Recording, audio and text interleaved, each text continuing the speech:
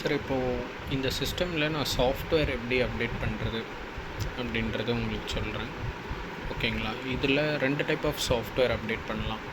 ஒன்று, நீங்கள் இந்த ஆப்ஷன் கிளிக் பண்ணி வைஃபை கனெக்ட் பண்ணிவிட்டு ஆன்லைனில் அப்டேட் பண்ணுறதுனா செட்டிங்ஸ் போயிட்டு சிஸ்டம் போயிட்டு இதில் ஓடிஏ ஆன்லைன் அப்டேட் இருக்குல்ல, இதை கிளிக் பண்ணிங்கன்னா உங்களுக்கு சாஃப்ட்வேர் அப்டேட் பண்ணலாம். செக் ஃபார் அப்டேட் கொடுக்கும். இப்போது இது லேட்டஸ்ட் வெர்ஷன் காட்டுது. பட் லைக்வைஸ் நம்ம மேனுவலாக அப்டேட் பண்ணணும். இன்கேஸ் இதில் சாஃப்ட்வேர் இருந்ததுன்னா இதில் காட்டும், நம்ம கிளிக் பண்ணி அப்டேட் கொடுக்கலாம். இப்போ இதில் ஆன்லைனில் அப்லோட் ஆகலை, அதனால் உங்களுக்கு காட்டலை. இப்போ மேனுவலாக நம்ம இதில் எப்படி சாஃப்ட்வேர் அப்டேட் பண்ணுறதுன்னு நான் சொல்கிறேன். நான் கொடுத்த லிங்க்கை கிளிக் பண்ணிங்கன்னா இந்த டைப் ஆஃப் ஃபைல் ஒன்று டவுன்லோட் ஆகும். 8257 அப்படின்னு நம்பரில் ஸ்டார்ட் ஆகிற ஃபைல். இந்த ஃபைலை அப்படியே டேரெக்டாக பென்ட்ரைவுக்கு, எந்த ஃபோல்டர் எதுவும் போடாதீங்க, டேரெக்டாக பென்ட்ரைவுக்கு காப்பி பண்ணிக்கோங்க. ஓகேங்களா?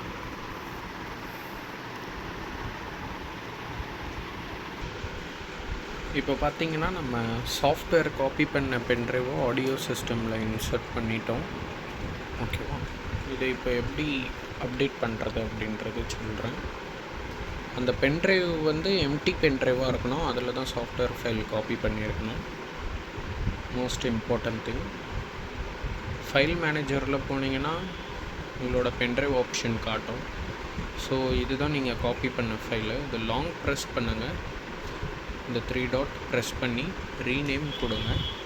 இந்த ஃபைல் நேம் கடைசியாக .fup இப்படின்னு தான் எண்ட் ஆகணும். .rar அந்த மாதிரி எதுவும் இருந்ததுன்னா, எக்ஸ்ட்ராவாக நேம் இருந்ததுன்னா அதை எரேஸ் பண்ணிவிடுங்க. ஃபைனல் எண்டாக .fup இது மட்டும்தான் சேவ் ஆகிருக்கணும் ஃபைல் நேம்.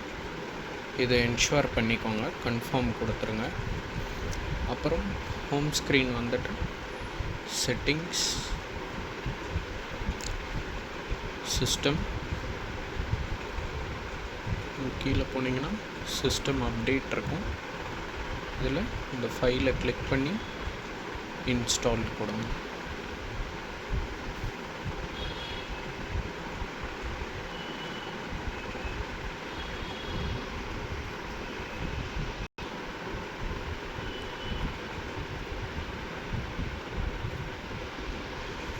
ஸோ இந்த மாதிரி இன்ஸ்டாலிங் வரும். இன்ஸ்டாலிங் வந்ததுக்கப்புறம் ஹோம் ஸ்க்ரீன் வரும். ஹோம் ஸ்க்ரீன் வந்ததுக்கப்புறம் பென்ட்ரைவ் எடுத்துகிட்டு ரிமூவ் பண்ணிவிட்டு நீங்கள் ஆஸ் யூஷுவல் யூஸ் பண்ணிக்கலாம் சிஸ்டமை.